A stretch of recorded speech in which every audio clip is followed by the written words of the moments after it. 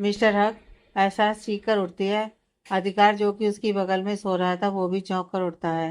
Miss हास, आप ठीक तो है ना? अधिकार एहसास का हाथ मजबूती से पकड़कर पूछता है। भाई एहसास पसीने से तरबतर हाँफते हुए इधर उधर देख रही थी। अधिकार उसे इतना घबराया देख डर गया। उसने एहसास का चेहरा अपने हाथों में भरकर हड़बड़ाते हुए कहा, मिस हास, आप ठीक है ना? आपको कहीं दर्द हो रहा है क्या? या आपने कोई बुरा सपना देखा? प्लीज कुछ बोलिए ना, क्या हुआ? हमारा बेबी ठीक है ना? बोलिए ना कुछ। अधिकार काफी ज्यादा घबरा गया था। एहसास का कोई जवाब न पाकर अधिकार और ज्यादा डर गया। वो एहसास से कुछ कहने चलता है कि तभी एहसास किसी छोटे बच्चे की तरह उसके सीने से लग बिलखने लगती है।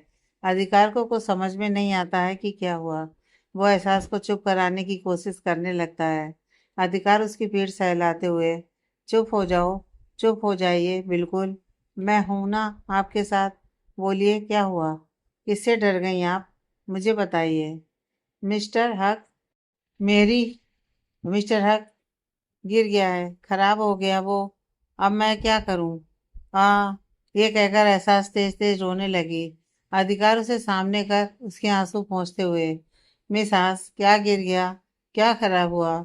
मिस हास, आपने कोई बुरा सपना देखा है, इसलिए प्लीज डरिए मत। मैं हूं आपके साथ, कुछ खराब नहीं होगा। उसकी बात सुनते ही एहसास उसे तेजी से खुद से दूर करते हुए, आप झूठ बोल रहे हैं, आप झूठे हैं, सब खराब हो गया है, कुछ नहीं बचा। रह रहकर एहसास अधिकार के कंट्रोल से बाहर होती जा रही थी। अधिकार की आंखें अब नम हो गईं। वो झटके से उठकर एहसास को सीने से लगा लेता है।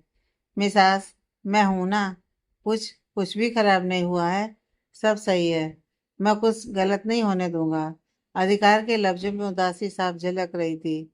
वही एहसास सिसकते हुए, आप सच बोल रहे हैं ना? वो खराब नहीं हुआ है ना? अधिकार उसे अपनी बाहों में और कसते हुए, नहीं, कुछ खराब नहीं हुआ है। तो फिर लाइए ना, मुझे खाना है। लाता हूँ। क्या? अधिकार अचानक चौंक कर एहसास को खुद से दूर कर देता है। एहसास को सवालिया नजरों से देखते हुए, लाइए, खाना है? मतलब, आप किस बारे में बात कर रही हैं? मेरी आइसक्रीम। एहसास उसका सवाल सुन बड़ी ही मासूमियत से कहती है, और वो भी किसी छोटे बच्चे की तरह अपने कपड़े में अपनी नाक पोंछते हुए। अधिकार यह सुन एकदम से हैरान हो जाता है, जैसे उसने कोई आठवां अजूबा देख लिया हो। अधिकार हैरानी से, व्हाट? एहसास से सुन झल्लाते हुए, व्हाट नहीं थॉट। गलती से भी मत सोचिएगा कि आप मुझे चुप करके सुला देंगे और मैं सो जाऊंगी। मुझे मेरी आइसक्रीम वापस चाहिए, चाहिए, बस वापस चाहिए। अधिकार भी ये सुन आंखें तरेड़ते हुए, मिसास, आप रात के 2 बजे नींद से उठकर इतनी बुरी तरह से रोते हुए आइसक्रीम देने को बोल रही हैं? Like seriously? क्यों ना कहूँ, आपने मेरी आइसक्रीम मुझसे छीन ली, और तो और खाई नहीं, उसे फेंक दी। तो क्या आप चाहते हैं आपको कुछ बोलूं भी ना? अरे बोलूं ना बोलूं, रोऊं भी ना? ये कहकर वो सिसकने लगी। अधिकार अपने ऊपर लगा ये इल्जाम सुन हैरान था। एहसास कब उसके सामने आइसक्रीम खा रही थी, कब उसने उसकी आइसक्रीम छीनी और कब गिरा दी, इसमें से उसे कुछ याद नहीं था। अधिकार अपने दिमाग पर जोर डालते हुए, मैंने आपकी आइसक्रीम कब छीनी और कब गिराई? मिसास, मुझे कुछ याद नहीं आ रहा है।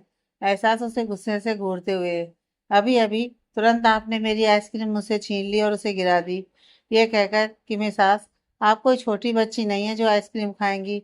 अगर बेबी को सर्दी हो गई तो? अरे मैं थोड़ी आइसक्रीम खा रही थी, ये बेबी ही तो आइसक्रीम खाना चाहता था, और आपने खाने ही नहीं दिया।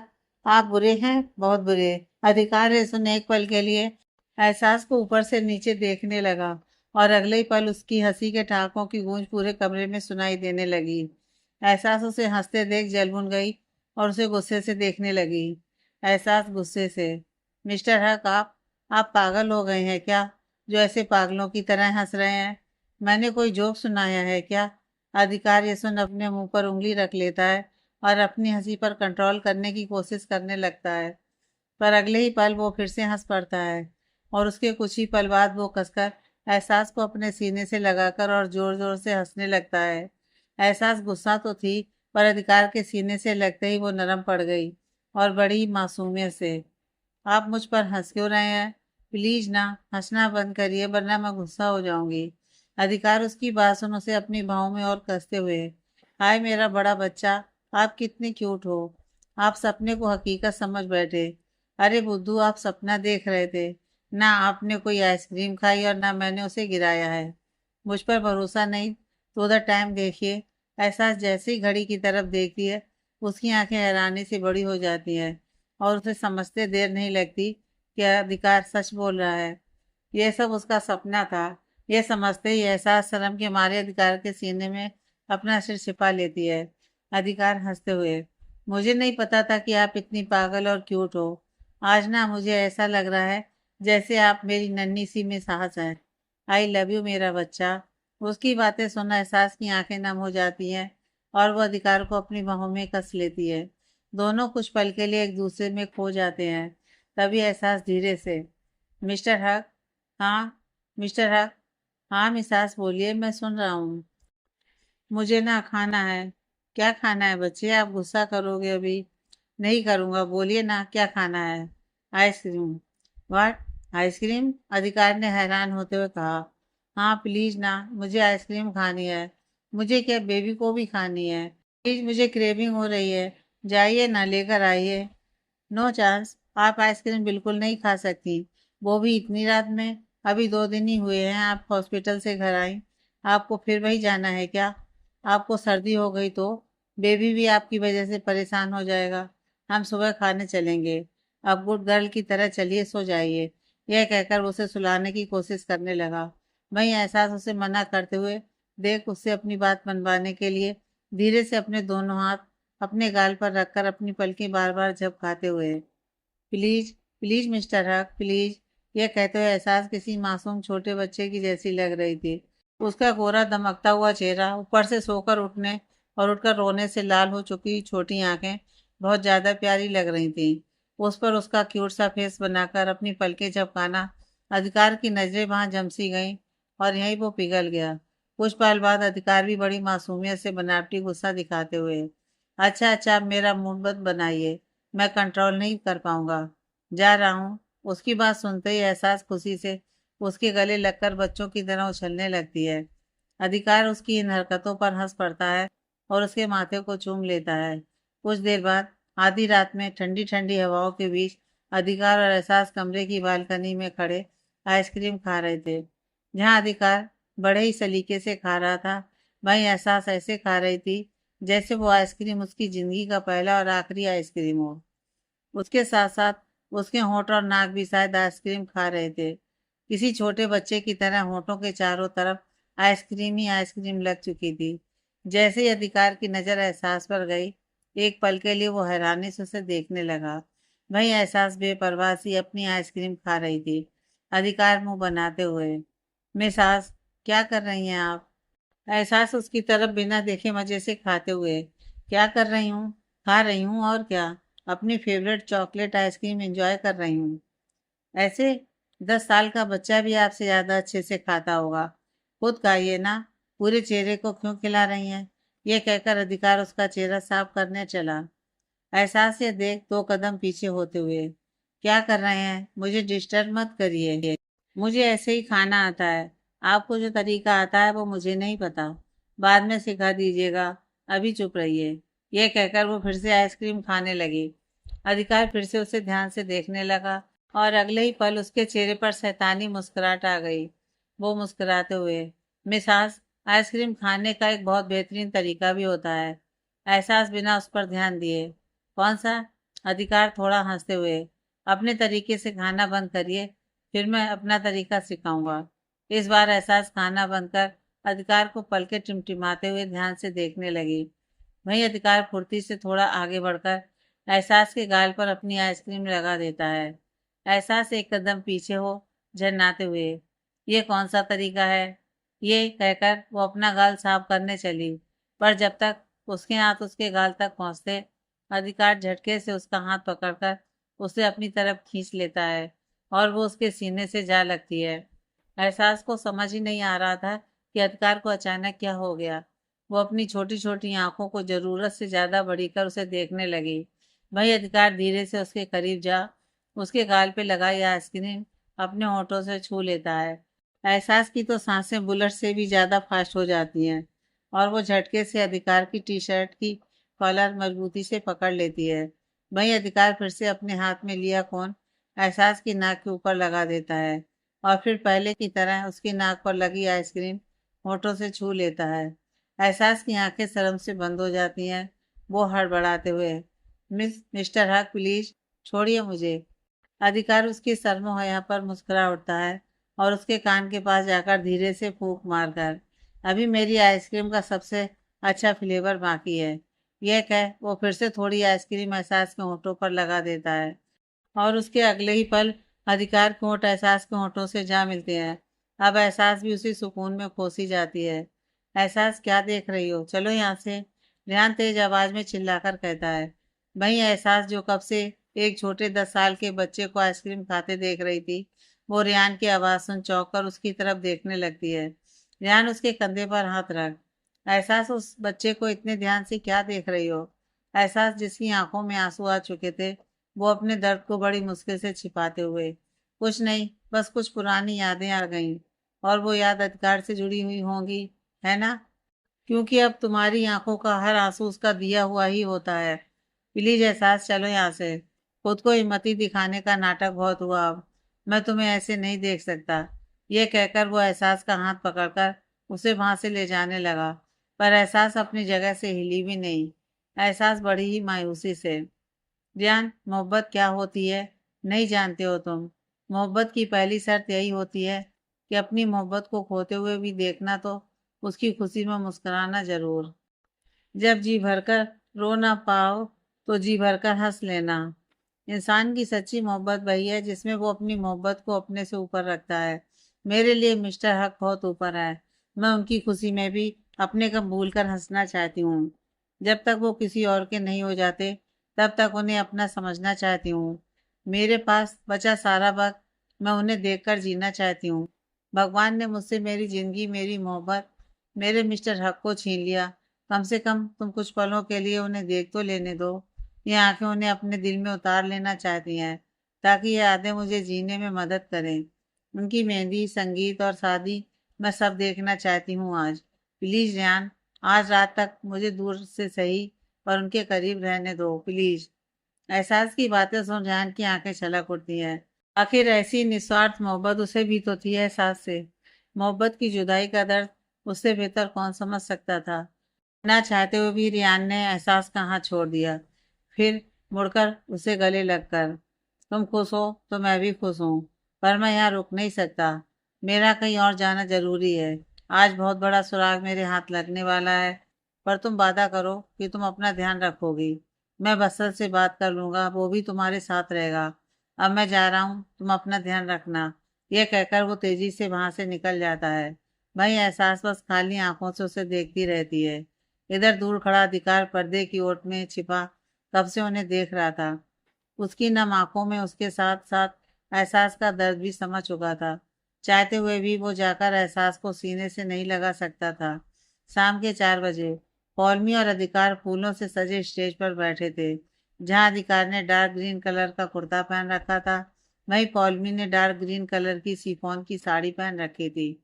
डार्क मेकअप, कंधे से लटकते कर्ली बाल और कपड़ों से मैचिंग ज्वेलरी पहन रखी थी। दोनों एक साथ ना सही पर प्यारे बहुत लग रहे थे। फिर भी हर कोई उनकी और उनकी जोड़ी की तारीफ जरूर कर रहा था। खैर, समय के अभाव में मेहंदी के साथ ही संगीत भी होना था, इसलिए सब बहुत उत्साहित थे।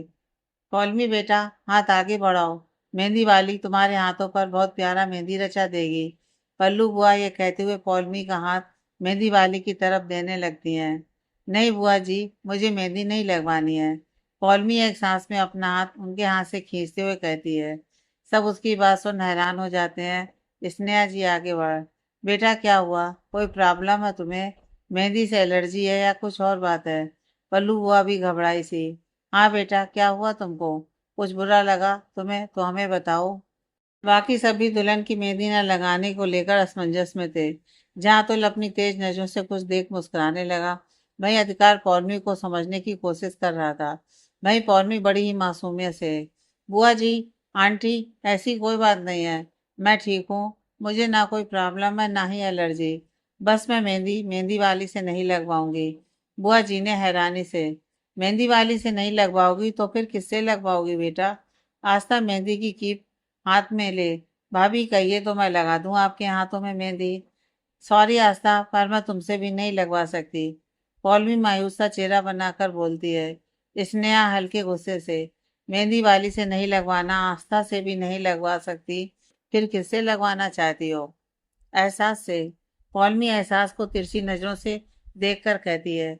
भाई एहसास जो उदास सी बस सबको देख रही थी, यह सुन हैरान हो जाती है। अधिकार भी पौलमी को घूरने लगता है। पौलमी बड़ी ही मासूमियत से, आप सब मुझे गलत मत समझिए, मैं बस एहसास और अपने बीच की नफरत खत्म करना चाहती हूँ। मैं नहीं चाहती कि मेरी जिंदगी की इतनी बड़ी शुरुआत किसी की नफरत या बुरी नज़र से हो। मेरा मतलब है कि मैं बस एहसास से सारे गिले शिकवे खत्म करना चाहती हूँ। मैं जानती हूँ अधिकार भी यही चाहते होंगे।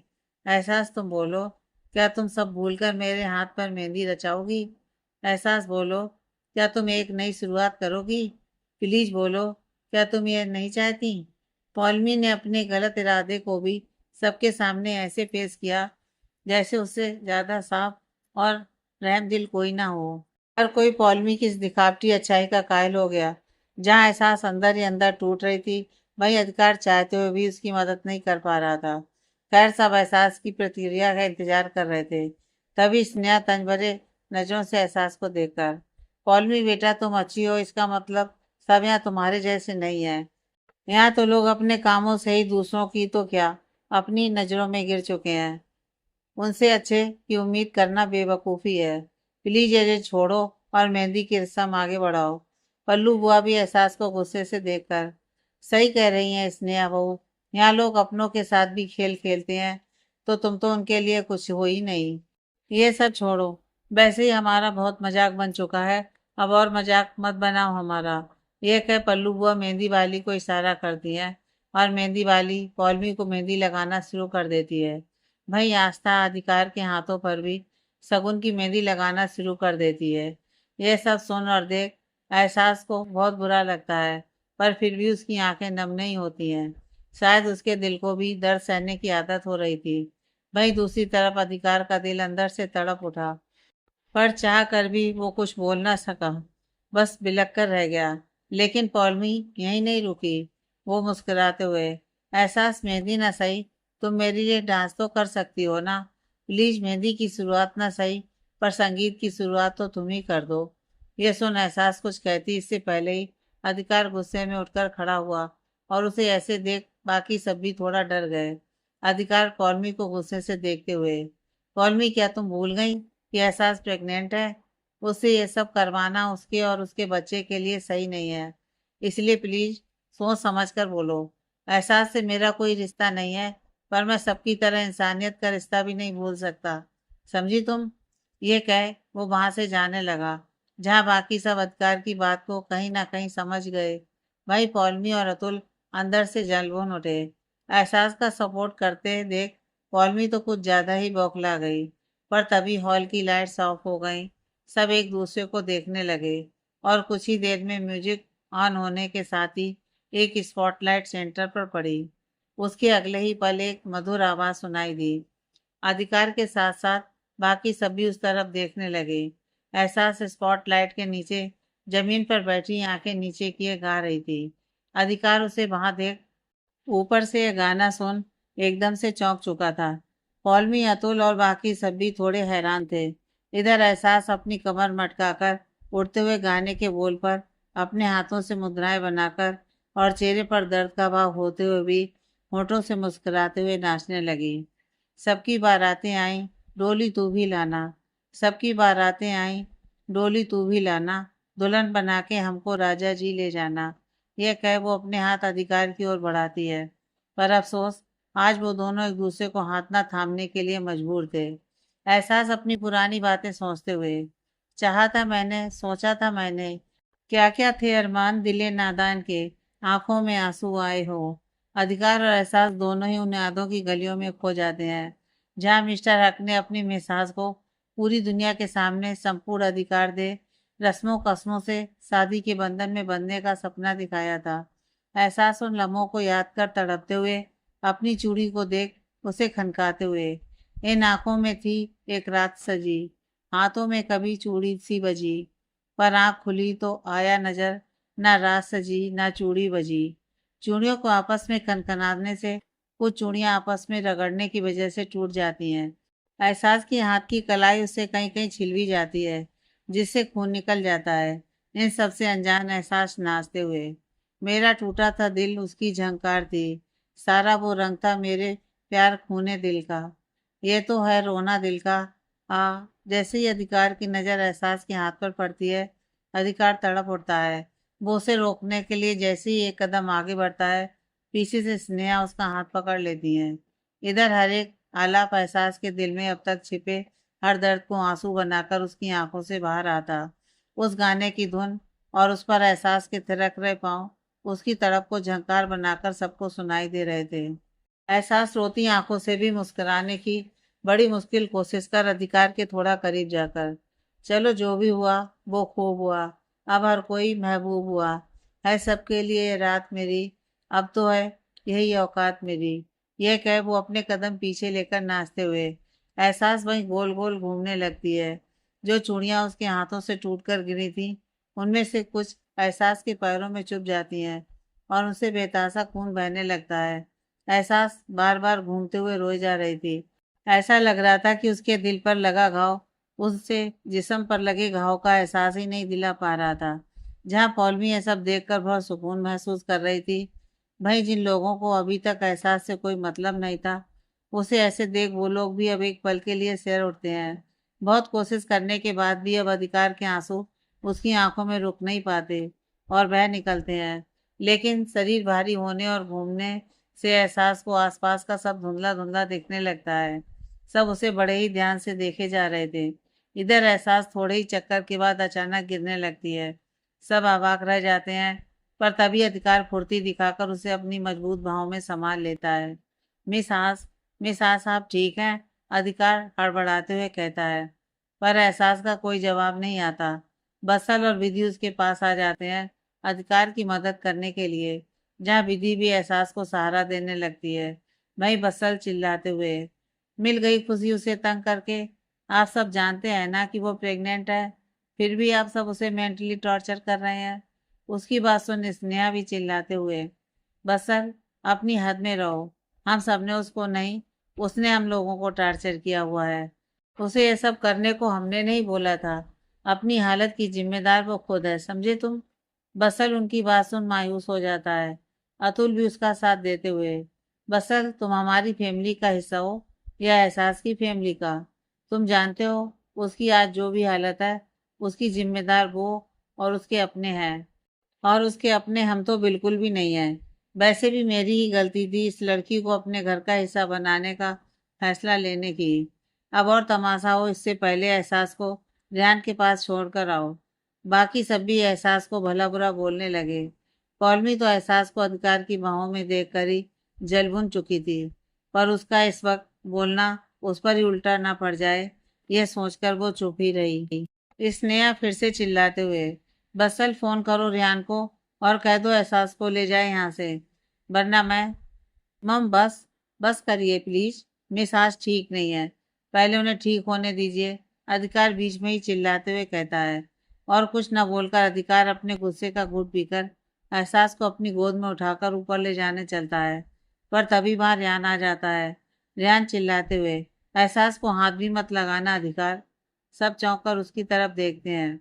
रेहान अधिकार को आंखें तरेरते हुए, जितना करना था एहसास के लिए कर चुके तुम, अब उस पर एहसान करने की कोई ज़रूरत नहीं है।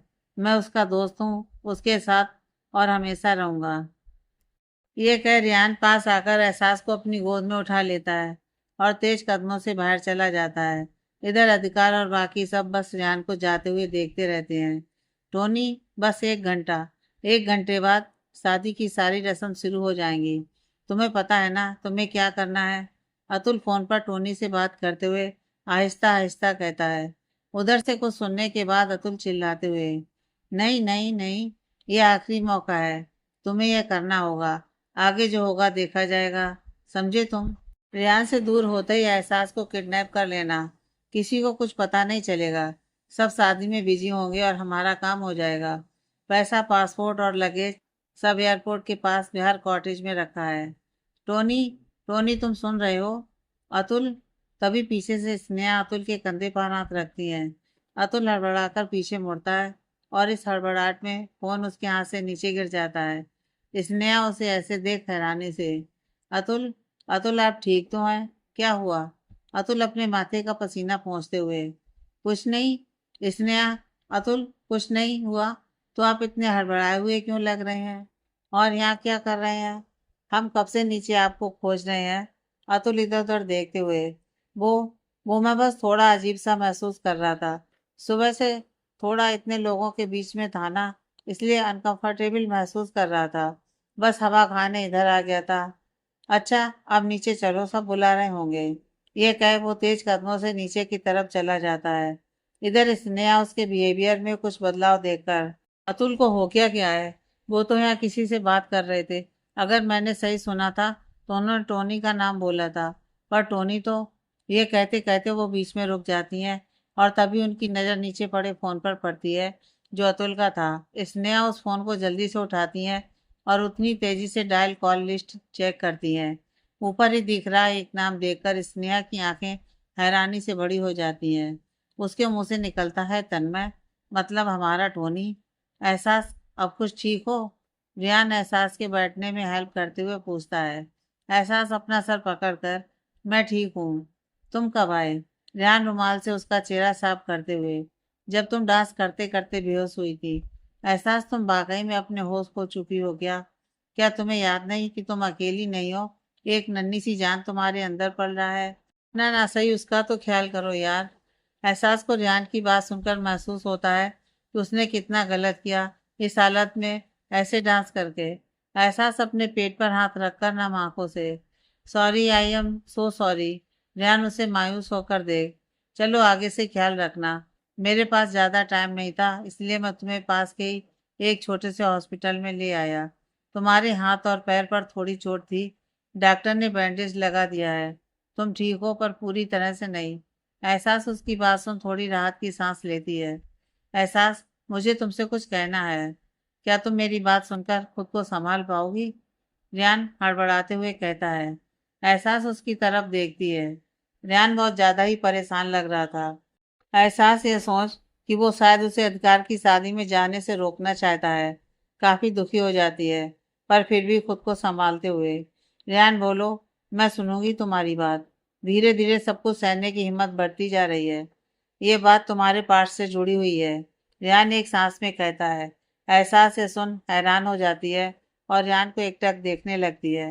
रियान उसके और करीब आकर उसका हाथ मजबूती से पकड़। एहसास, अब जो मैं कहने वाला हूँ, मैं नहीं जानता कि तुम उस पर भरोसा करोगी या नहीं, तुम मेरी बात समझ भी पाओगी या नहीं, मैं नहीं जानता। पर यह बात तुम्हारी जिंदगी, तुम्हारे बीते कल से जुड़ी हुई है। बस इसलिए मैं तुमसे ये छिपा नहीं सकता और ना ही तुमसे झूठ बोल सकता हूँ। तुम्हारा पूरा हक है ये जानने का। रियान प्लीज बोलो, क्या हुआ? क्या पता चला है तुम्हें? एहसास घबराते हुए कहती है। वही रियान एक लंबी सांस लेकर, मुन्ना को मारने वाला कौन था? पता चल चुका है। एहसास हैरानी से, कौन है? अधिकार। रियान के मुंह से अधिकार का नाम सुन एहसास चौंक उठती है। वो अपना हाथ रियान के हाथ से खींचकर, तुम झूठ बोल रही हो। उसकी बात सुन रियान अपनी जेब से कुछ तस्वीरें निकालकर, मुझे पता था तुम यकीन नहीं करोगी, ये देखो। ये कहकर रियान सारी तस्वीरें एहसास के हाथ में रख देता है। एहसास कांपते हाथों से एक एक तस्वीर देखने लगती है।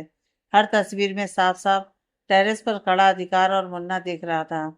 उसके पीछे एक औरत भी थी, पर वो साफ दिख नहीं रही थी। पर अधिकार मुन्ना का गला दबाते हुए उसे छत से नीचे फेंकते हुए साफ साफ दिख रहा था। यह सब देख एहसास की आंखें छलक उठी और उसके रेंगटे खड़े हो गए। रियान भी बहुत गंभीर स्वर में, जहाँ से मुन्ना को धक्का दिया गया था वहां सीधे उसके सामने एक होटल था। उसके सीसीटीवी फुटेज को देखने पर मुझे ये मिला। सिर्फ यही नहीं, अधिकार मुन्ना को बहुत पहले से जानता था। उसका सबूत यह है। ये कहकर वो एहसास को एक फाइल देता है जिसमें अधिकार की अकाउंट डिटेल्स थी। अधिकार के अकाउंट से ही मुन्ना और टोनी के अकाउंट में बड़े बड़े अमाउंट ट्रांसफर किए गए हैं। इसमें सारी डिटेल्स उनकी हैं। मुन्ना तो मर चुका है पर टोनी कौन है यह नहीं पता चल पा रहा है। उसकी कोई और डिटेल्स मुझे अभी नहीं मिली है। यह कह वो एहसास को देखने लगता है, जो चुपचाप बस रो रही थी। रेहान उसे ऐसे चुप देख, एहसास प्लीज कुछ बोलो।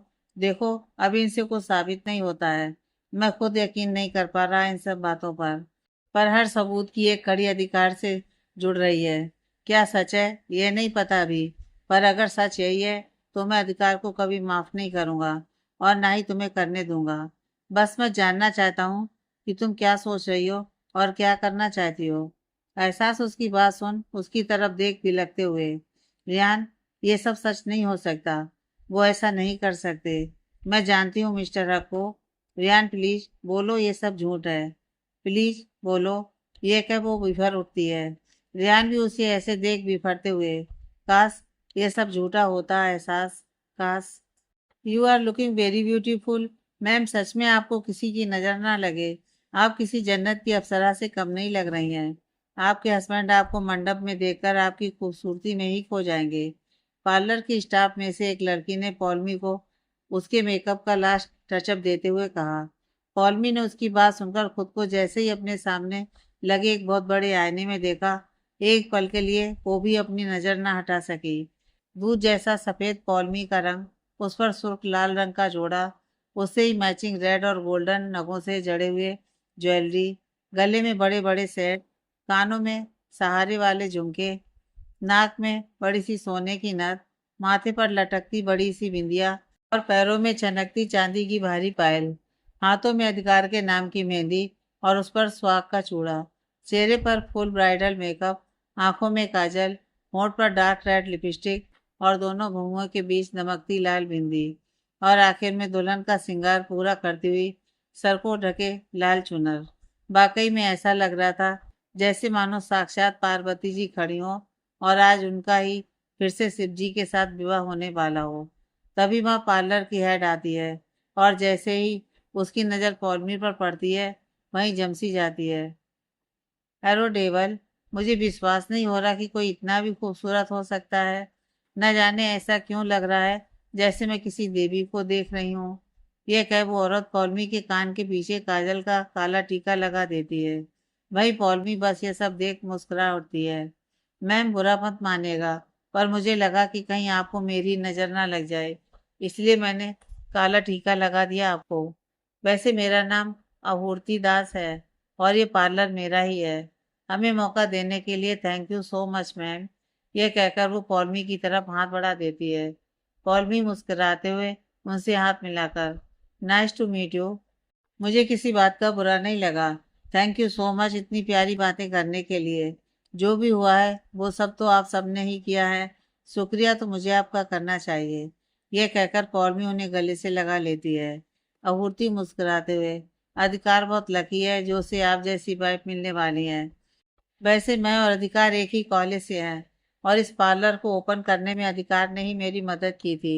आज यह शहर का सबसे बड़ा पार्लर है बिकॉज ऑफ हिम। मुझे बहुत खुशी हुई कि उसने अपनी इतनी खूबसूरत वाइफ को ब्राइड बनाने के लिए मेरा पार्लर चुना। वो आपकी हल्दी और मेहंदी के लुक से सेटिस्फाइड नहीं था, इसलिए वो आपको यहाँ लेकर आए। आई हो अब उन्हें कोई शिकायत ना हो।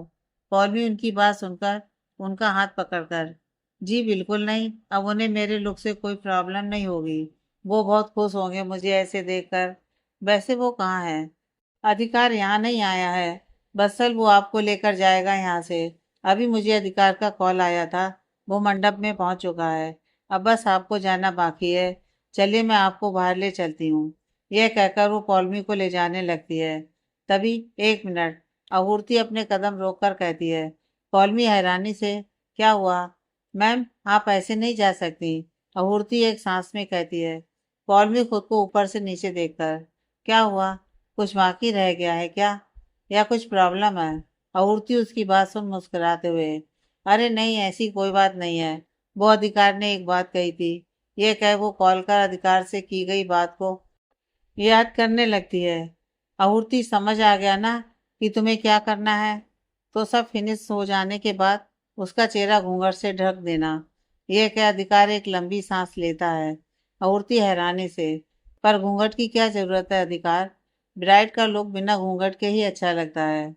आहुति मैंने जो कहा है बस उसका ध्यान रखो और ये समझ लो कि बस आज उस जोड़े पर किसी और का हक है।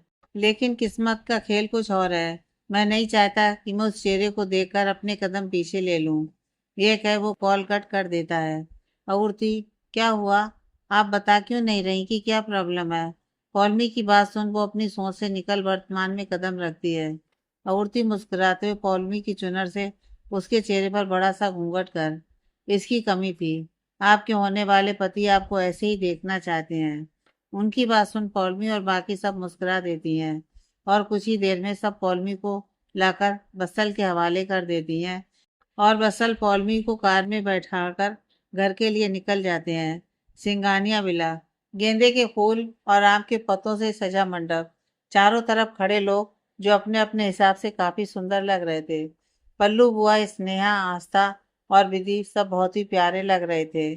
सारे मेहमान कुर्सी और सोफे पर बैठे मंडप की तरफ देख रहे थे और मीडिया से आए न्यूज़ रिपोर्टर उस जगह का बड़े ही ध्यान से वीडियो शूट कर रहे थे।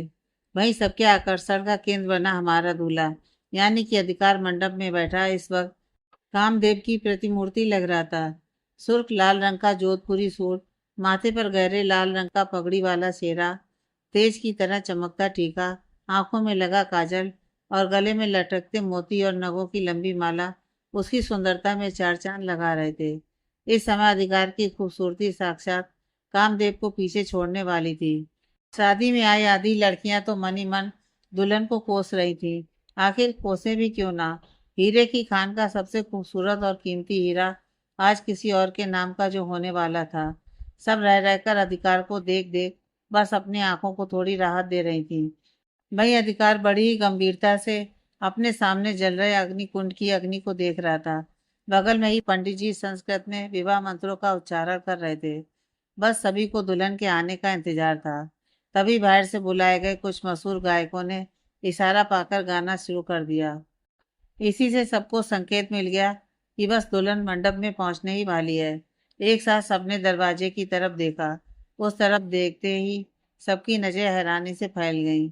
सामने से घूंघट के पौलमी मंडप की तरफ धीरे धीरे कदम बढ़ाते हुए आ रही थी और उसके अगल बगल चलते हुए विधि और वर्षा भी उसे सहारा देते हुए ला रही थी।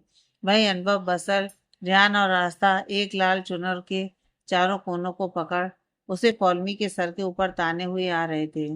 हर कोई इस दृश्य को देख काफी हैरान था। पल्लू बुआ और स्नेहा तो कुछ ज्यादा ही चौंक चुकी थी, पर मेहमानों के बीच कोई कुछ न पूछ सकता था, न किसी को रोक सकता था। अधिकार आखिरकार नजरें उठाकर सामने देखता है। उसकी आंखों के समुंदर से आंसू उमड़ आते हैं। पौलमी को शादी के जोड़े में देख अधिकार उसकी जगह एहसास को सोचने लगता है। एहसास दुल्हन के जोड़े में सजी धजी मुस्कुराते हुए उसके सामने धीमे धीमे कदमों से आ रही है और उसकी वो खूबसूरती देख चांद भी शर्माकर बादलों के बीच छिप गया हो। यह रात अधिकार की जिंदगी की सबसे खूबसूरत और यादगार रात है, जहाँ अधिकार अपने सोच में डूबा रहा। वही पौलमी अब मंडप की सीढ़ियों के पास आकर खड़ी हो चुकी थी। अधिकार अपनी सोच में डूबा मुस्कुराते हुए उठता है और सीढ़ी के पास आप पौलमी की तरफ हाथ बढ़ा देता है। वही पौलमी भी बिना देर किए अधिकार के हाथों में अपना हाथ रख देती है और दोनों ही एक दूसरे की कदमों का पीछा करते हुए चलकर वेदी के पास आकर बैठ जाते हैं। उसी के साथ शादी की रस्में शुरू हो जाती हैं। पहले जयमाला, फिर फेरे होते हैं। फेरे लेते वक्त अधिकार के हाथों में पौलमी के हाथ थे। एक एक कर अधिकार को उस वक्त एहसास के किए अपने हर वादे याद आने लगते हैं। उसी के साथ उसकी आंखों से आंसू बह निकलते हैं। 7 फेरों से बंधा जन्मों का ये बंधन, प्यार से जोड़ा है रब ने प्रीति का दामन। जब अगले 4 फेरों के लिए पौलमी आगे आती है, उसकी सिसकियां अधिकार को साफ सुनाई पड़ती हैं। अधिकार पौलमी के हाथों पर अपनी पकड़ और मजबूत कर देता है। मुश्किल अश्कों को छिपाना लगता है, मुश्किल अश्कों को छिपाना लगता है। दुल्हन का तो दिल दीवाना लगता है। इधर पल्लू बुआ, स्नेहा, अनुभव, वर्षा, रेहान, बसल, आस्था और विधि भी बस रोए जा रहे थे। सबके सब इस वक्त अंदर ही अंदर एक साथ कई लड़ाइयां लड़ रहे थे। बस अतुल और एहसास इस वक्त वहां मौजूद नहीं थे। इधर फेरे पूरे होने के बाद अधिकार पौलमी की मांग में अपने नाम का सिंदूर भरता है और उसके गले में पवित्र मंगलसूत्र पहनाता है। इसी के साथ दुल्हन 7 जन्मों के लिए दूल्हे की अमानत बन जाती है। उसके अपने पुराने सारे रिश्ते छूट जाते हैं और अधिकार और उसका परिवार ही कौलमी का परिवार बन जाता है। कौलमी अधिकार की मदद से उठती है और उसके उठते ही अनुभव और वर्षा उसके पास आते हैं और उसे लिपट कर बिलख पड़ते हैं। भाई यह नज़ारा देख पल्लू हुआ, स्नेहा, आस्था और शादी में आए सारे मेहमान, पत्रकारगण सब हैरान हो जाते हैं। स्नेहा अधिकार के पास आकर, बेटा ये सब क्या हो रहा है? कौलमी अनुभव के गले लगकर, और यान वर्षा, ये सब यहाँ, वो भी ऐसे। पल्लू बुआ भी सवालिया नजरों से अधिकार को देख रही थी।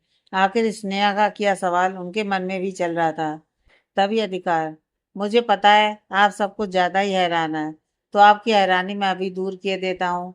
ये कह अधिकार कुछ इशारा करता है और इशारा पाते ही वर्षा कौलमी का घूंघट उठा देती है।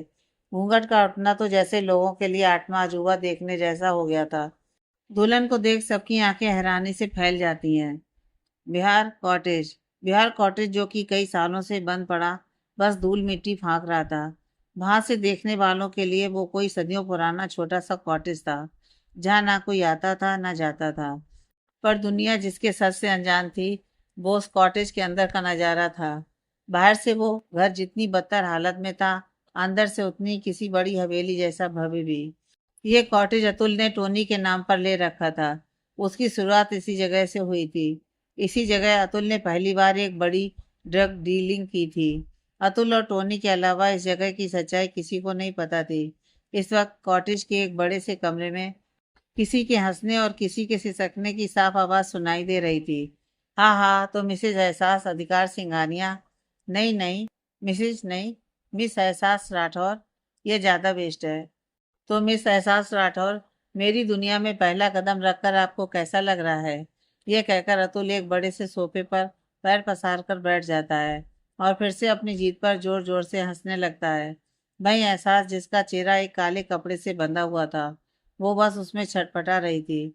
उसे ऐसे देख अतुल और ज्यादा हंसे जा रहा था। जब एहसास की छटपटाहट काफी देर तक हो जाती है, तो अतुल उठकर कमरे की लाइट ऑफ कर एहसास के पास जाकर बैठ जाता है। फिर उसका हाथ पकड़कर, बहुत तकलीफ हो रही है ना? बोलो, तकलीफ हो रही है ना? एहसास ये सुनकर और किसी अनजान आदमी का स्पर्श अपने हाथ पर पाकर घबरा गई और खुद को उससे दूर करने की कोशिश करने लगी। पर उस कपड़े की वजह से वो सांस अच्छे से नहीं ले पा रही थी। इसलिए उसकी ताकत सिर्फ इतनी थी कि वो इस परिस्थिति में भी किसी तरह से सांस ले सके। उससे आगे की उसकी हिम्मत एक मर्द का मुकाबला नहीं कर सकती थी। अतुल उसे ऐसे देख अपने और करीब खींचकर, घबराओ मत जान, मैं तुम्हारे लिए ही यहाँ हूँ, मुझसे डरो मत। ये कहकर वो एहसास के मुंह से वो काला कपड़ा निकालकर एहसास को आजाद कर देता है। फिर अंधेरे में ही टटोलते हुए उसके माथे का पसीना अतुल अपने रुमाल से साफ करते हुए, अब अच्छा लग रहा है ना तुम्हें? डरो मत, मैं कोई अनजान नहीं बल्कि तुम्हारा बहुत करीबी एक दोस्त हूँ, जो बस तुम्हारे लिए यहाँ आया है, तुम्हें अपने साथ ले जाने के लिए। तो बोलो, चलोगी मेरे साथ? कौन हो तुम? एहसास कपड़े के अंदर सांस अच्छे से ना ले पाने की वजह से बहुत हाँफते हुए और बिलखते हुए डरी सहमी सी आवाज में पूछती है। अतुल उसकी बात सुन हंसते हुए, क्या जान, तुम मुझे भूल गई? तुम्हारी याददाश्त इतनी कमजोर भी नहीं है कि तुम मुझे भूल सको। तुम मेरे स्पर्श को कैसे भूल सकती हो? तुम अपनी जिंदगी के सबसे बड़े पड़ाव को कैसे भूल सकती हो? तुम वो हसीन पल, वो खूबसूरत यादें कैसे भूल सकती हो? तुम मुझे कैसे भूल सकती हो? ये कह वो एहसास के चेहरे को यहाँ वहाँ छूकर जैसे उसे अपने स्पर्श की याद दिलाने लगता है। और वहीं एहसास ये देख छटपटा उठती है। एहसास चिल्लाते हुए, प्लीज, प्लीज छोड़ दो मुझे, प्लीज, कौन हो तुम? मैं तुम्हारा बीता हुआ कल हूँ, मैं तुम्हारा आज हूँ, और मैं ही आने वाला कल हूँ। मैं तुम्हारी जिंदगी का, तुम्हारी खूबसूरती का, तुम्हारे प्यार का और तुम्हारी हर हसीन रात का हकदार हूँ। एहसास, तुम सिर्फ मेरी हो, सिर्फ मेरी। ये कह वो एहसास को जबरदस्ती अपने सीने से लगाने लगता है और एहसास इस दर्द से तड़प उठती है। वो चिल्लाते हुए, मैं वो नहीं हूँ, प्लीज मुझे जाने दो, मैं नहीं हूँ वो। अपनी हवस में अतुल उसकी हर बात को अनसुनी करने लगता है। वहीं बस वो चिल्लाती रहती है। तभी अचानक अतुल झटके से उठता है और खुद ही उस लड़की को खुद से दूर धकेल देता है। वो लड़की एक जोर की चीख के साथ एकदम शांत हो जाती है। वहीं अतुल जल्दी से उठता है और कमरे की लाइट ऑन करता है। कमरे की लाइट ऑन करते ही अतुल के पैरों तले जमीन खिसक जाती है और वो लड़खड़ा कर जमीन पर बैठ जाता है।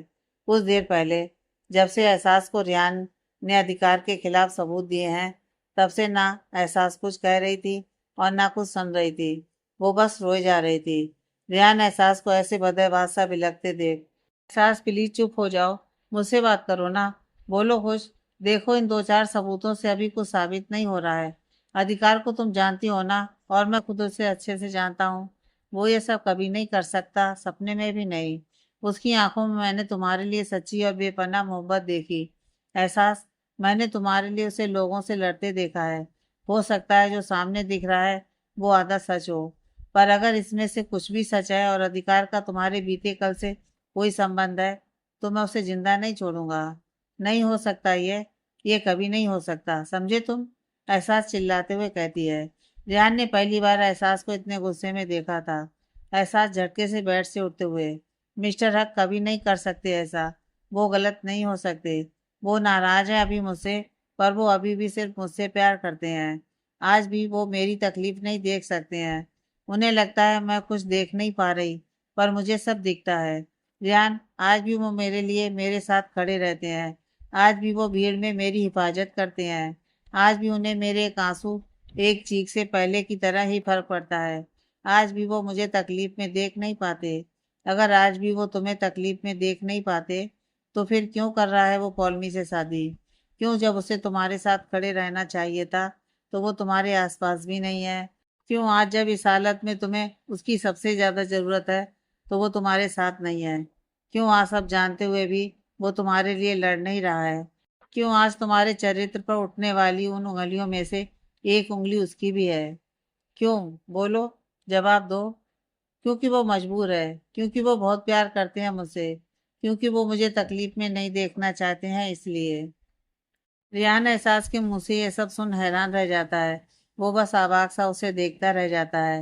एहसास रोते हुए वहीं जमीन पर बैठ रियान की ओर देखते हुए, रियान, मेरी तकलीफ, मेरे आंसू और मेरा दर्द सबको दिखता है, क्योंकि मैं रो पड़ती हूँ, क्योंकि मैं कह देती हूँ। पर मिस्टर हक, वो तो बस चुपचाप सब सह रहे हैं। आज सबके साथ होकर भी वो वहाँ अकेले हैं। रियान, कोई नहीं है उनके साथ। रियान, उसकी ये बात सुन उसके पास आकर वहीं बैठकर रोते हुए, एहसास, पर इन सब का जिम्मेदार भी तो वो ही है ना। तुम अभी भी उसके लिए ये सब बोल रही हो, जिसने डाइवोर्स पेपर पर साइन करते हुए एक बार भी तुम्हारे बारे में नहीं सोचा। एक बार भी नहीं। नहीं रियान, नहीं, उन्होंने सोचा और सिर्फ मेरे बारे में सोचा। तुम्हें पता है डाइवोर्स पेपर साइन मैं कर रही थी, पर हाथ उनके कांप रहे थे। उस वक्त उन्हें कितनी तकलीफ हो रही थी, तुम सोच भी नहीं सकते। उनकी आंखों में मैंने उनकी रूह तक की तकलीफ देखी थी उस दिन। अंदर से वो कितने टूट रहे थे, ये कोई नहीं देख पा रहा था।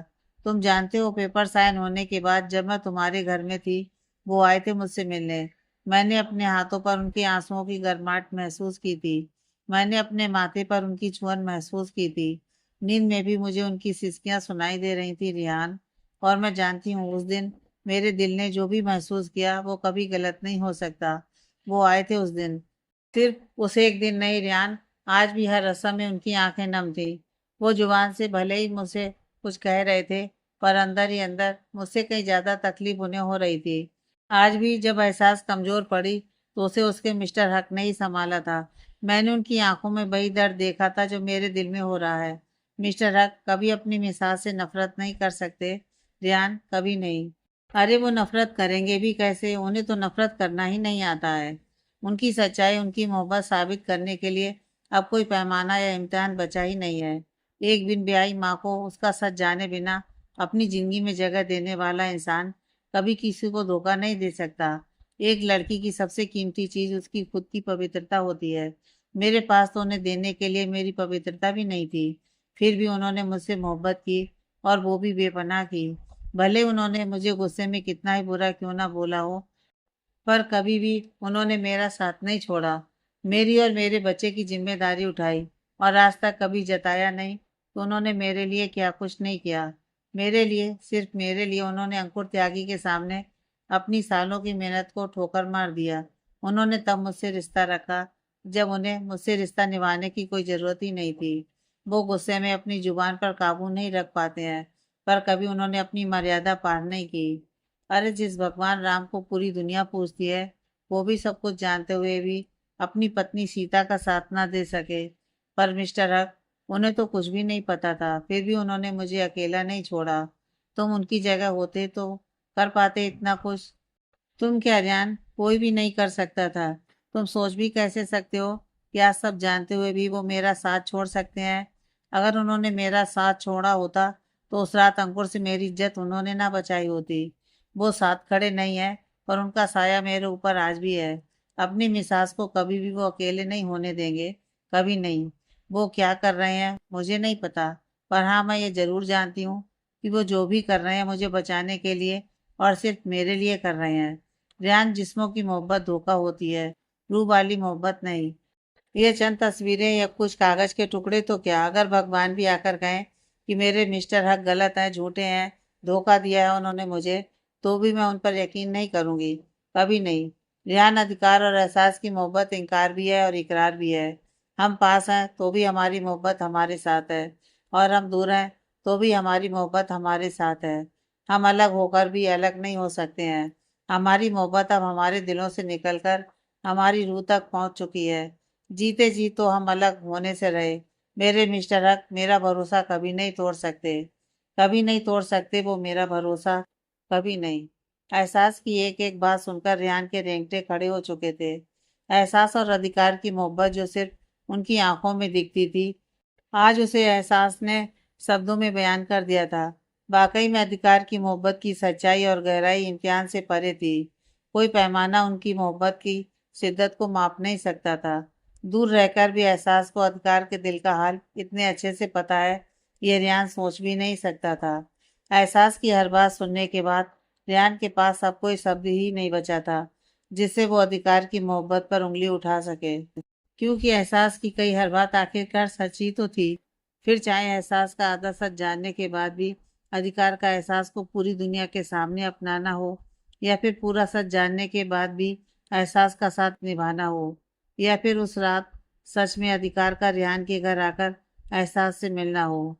हर एक बात यही साबित कर रही थी कि उनकी मोहब्बत इस दुनिया से बहुत पाक साफ और रूहानी है।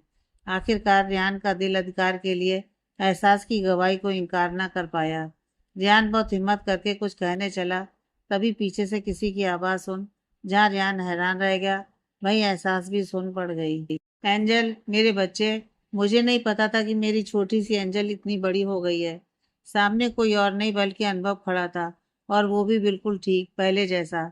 रेहान और एहसास अभी भी अपनी आंखों पर भरोसा नहीं कर पा रहे थे कि तभी अनुभव के पीछे से बरसा और बत्सल भी उनके सामने आ गए। जहां अनुभव अपनी एंजल को इतने दिनों बाद देखकर अपनी आंखों को ठंडक पहुंचा रहा था, वही एहसास तो जैसे किसी और ही दुनिया में पहुंच गई थी। एहसास रेहान का हाथ पकड़कर हड़बड़ाते हुए, रेहान, क्या जो मैं देख रही हूँ वो सच है? रेहान, मेरे सामने अनु है क्या? मेरे सेवियर अनु है ना वो? रेहान बोलो, वो अनु है ना? एहसास अपनी आंखों पर भरोसा ही नहीं कर पा रही थी। तभी अनु भागता हुआ आया और एहसास के पास बैठकर उसे सीने से लगाकर बिलख पड़ा। अब एहसास भी खुद को रोक ना सकी, और वो भी अपने अनु से दूर होने का दर्द आंसुओं से बहाने लगी। बाकी सब भी उन्हें ऐसे देख रो पड़े। जब एहसास का दिल रोकर हल्का हो गया तो वो अनु से दूर होकर उसे शिकायत भरे लफ्जों में, अनु, अनु, तुम ठीक हो गए? तुम ठीक हो गए तो किसी ने मुझे कुछ बताया क्यों नहीं? क्यों सबने बोला कि आप उस दिन से अभी तक होश में नहीं आए? आपका ट्रीटमेंट हो रहा है, क्यों झूठ बोला सबने मुझसे? बोलो अनु, बोलो। अनुभव उसकी शिकायत और उसका मासूम सा चेहरा देखकर हंस पड़ा। अनुभव उसे गले से लगाकर, माफ कर दो अपने अनु को मेरे बच्चे, पर अभी मैं कुछ नहीं बता सकता तुम्हें। बस इतना समझ लो कि मेरा ये सब करना जरूरी था। ध्यान उसकी बात सुनकर, पर अनुभव, तुम ठीक कब हुए? और ठीक हो गए तो हमें कुछ बताया क्यों नहीं? ये कहकर वो बसल और वर्षा की तरफ देखकर, बसल, तू भी सब जानता था? वर्षा जी, आप भी इन सब के साथ थी इन सब में? कोई बताएगा हमें ये सब हो क्या रहा है? ध्यान और एहसास दोनों काफी परेशान हो चुके थे। दोनों कोई कुछ समझ में नहीं आ रहा था। बसल रियान का हाथ पकड़कर, रियान और एहसास, अभी इन सब बातों के लिए हमारे पास समय नहीं है। हम तुम दोनों को सब कुछ बताएंगे, पर अभी नहीं। अभी हमें यहाँ से निकलना होगा। और वो भी जल्द से जल्द। बसल की बात सुनकर रेहान और एहसास एक दूसरे को देखने लगे। बरसा एहसास के कंधे पर हाथ रखकर, एहसास, हमने तुम्हारी और रेहान की सारी बातें सुनी है। तुम्हें तुम्हारे मिस्टर हक पर भरोसा है ना? तो यह भरोसा टूटने मत दो। यहाँ जो भी हो रहा है वो अधिकार के कहने से ही हो रहा है। वो तुम्हारे लिए अकेले एक जंग लड़ रहा है। अब आखिर में उसे तुम्हारा साथ चाहिए। प्लीज अभी कोई सवाल मत करो और चलो यहाँ से। एहसास से सो नाबाक रह गई और रेहान बस वर्षा की बातों का मतलब समझने लगा। अनुभव एहसास का हाथ पकड़कर, एंजल, अब तुम्हारे पास एक नहीं दो सेवियर हैं। तुम्हारे मिस्टर हक को तुम्हारी जरूरत है अब। अभी तक वो अकेले लड़ रहा था, पर अब ये आखिरी कदम वो तुम्हारे बिना नहीं चल सकता। तो बोलो, दोगी उसका साथ? एहसास से सुन रो पड़ती है और तुरंत अनुभव के हाथ पर अपनी पकड़ मजबूत करते हुए, हाँ, मिस्टर हक की मिस हास देगी उनका साथ। ये आखिरी कदम सिर्फ उनका नहीं, हमारा होगा। बोलिए, क्या करना है अब? एहसास की यह बात सुन अनुभव, बसल और वर्षा अपनी जीत पर जैसे मुस्कुरा उठते हैं। बसल एहसास और रेहान को कुछ बताता है और अगले ही पल सब एक साथ एक नई जंग के लिए तैयार हो जाते हैं। मुझे पता है आप सब कुछ ज्यादा ही हैरान हैं, तो आइए आपकी हैरानी में अभी दूर किए देता हूँ। यह कि अधिकार कुछ इशारा करता है और इशारा पाते ही वर्षा दुल्हन के सर से घूंघट हटा देती है। घूंघट का उठना लोगों में जैसे कहर ला देता है। सबकी आंखें हैरानी से फैल जाती हैं। घूंघट के नीचे पौलमी नहीं, बल्कि एहसास थी। उसे वहां देख जहां पल्लू बुआ और स्नेहा को समझ ही नहीं पा रही थी, भाई वहां मौजूद मीडिया को तो जैसे कोई चटपटी मसालेदार डिश मिल गई हो, जिसका इंतजार हर एक रिपोर्टर बेसब्री से कर रहा होता है। दिल का ताड़ बनाना तो उनकी आदत होती है, लेकिन आज उन्हें सच में एक ब्रेकिंग न्यूज मिल चुकी थी। बिना एक पल की देरी किए वो सब तुरंत आगे आकर लाइव कवरेज करना स्टार्ट कर देते हैं। एक रिपोर्टर माइक हाथ में लिए चिल्लाते हुए, मिस्टर अधिकार सिंघानिया, ये सब क्या है? क्या आप हमें बता सकते हैं कि आपकी शादी फिर से मिस एहसास राठौर से कैसे हो गई? और एक रिपोर्टर अपनी बात रखते हुए, अधिकार सर, क्या दुल्हन की अदला बदली आपकी मर्जी से हुई है या एक बार फिर मिस एहसास राठौर ने आपको धोखा दिया है? अधिकार सिंघानिया, क्या आप अपनी एहसास राठौर और रेहान खन्ना के नाजायज संबंधों से सहमत हैं? क्या आप, ऐसे ही हजारों सवाल, क्या अधिकार और एहसास के रिश्ते को दुनिया के सामने सही साबित कर पाएंगे? आगे की कहानी नेक्स्ट पार्ट।